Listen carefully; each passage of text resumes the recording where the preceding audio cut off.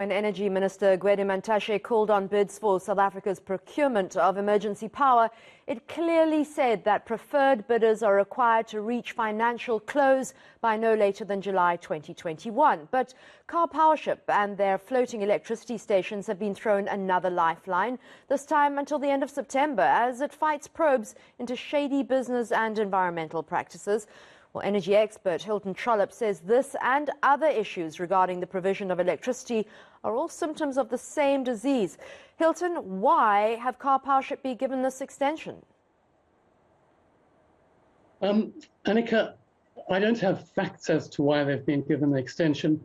We do know if they weren't given the extension, they wouldn't have been able to meet the requirements of the bid, and that would have been tickets for them.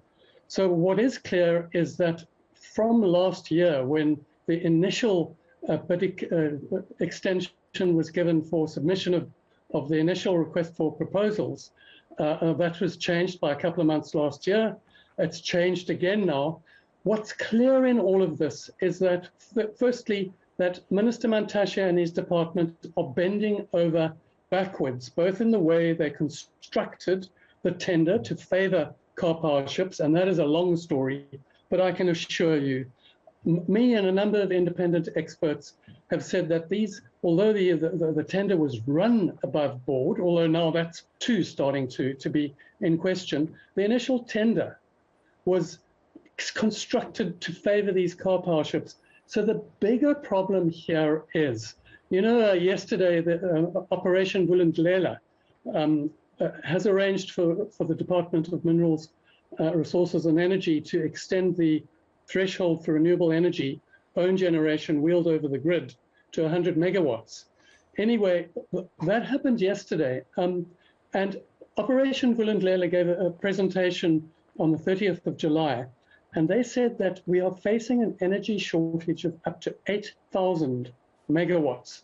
These Karpowerships are only 1,200 or so. And also the renewable energy of the bid window 5 is another 2,600. They say that all of that, if all of that goes smoothly, we're still facing a large power shortage. And they also put up slides at the presentation showing that this could have an effect of up to 1.5% negative on GDP. And so instead of the DMRE bending over backwards, constructing tenders to favor Karpowerships, trying to force coal power stations into the electricity plan, which is irrational according to all modeling and independent analysis, that's where their energy seems to be going. We don't hear from Minister Mantashe directly from the presidency, this Operation Vulindlela. What is the plan to deal with the massive shortage? He's too busy pushing coal and fossils. And we know very well that coal was at the center of state capture.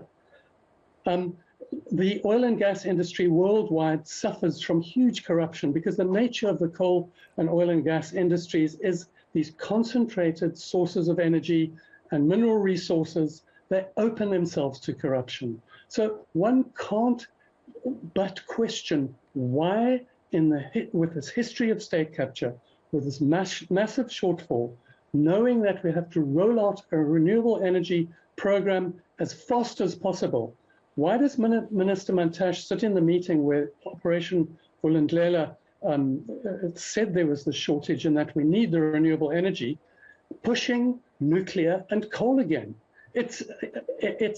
One cannot believe that he actually has a good idea of the seriousness of the electricity shortage. What we know, what Operation Vulindlela is telling us, if we don't fix the electricity supply over the next 5 years, we cannot fix the economy. And if we don't fix the economy, we cannot fix social stability and political stability.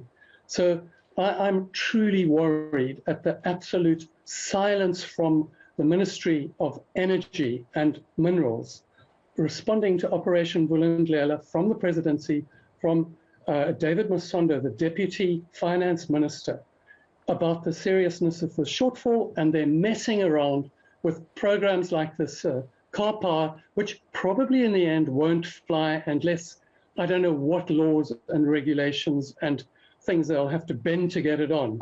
And then a couple of people will make some money out of gas, and we'll be sitting with an even bigger shortfall, and then more Karpowerships, et cetera, et cetera.